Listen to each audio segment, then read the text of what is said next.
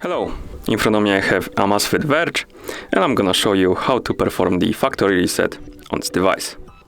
First, let's press the power button on our watch to wake the screen up. And now swipe down from the top of the screen to open the quick panel. Here let's tap on the settings icon. In settings, let's scroll down and tap on the device. Here scroll down and select factory reset. Then tap on the factory reset button to confirm. And now we need to wait.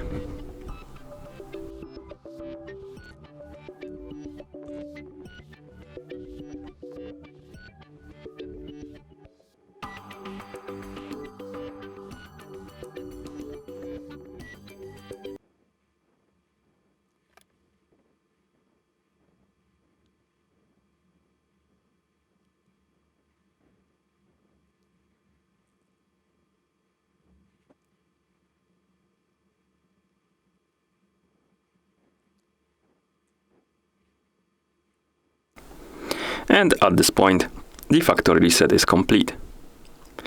Thank you for watching. If you found this video helpful, please consider subscribing to our channel and leaving the like on the video.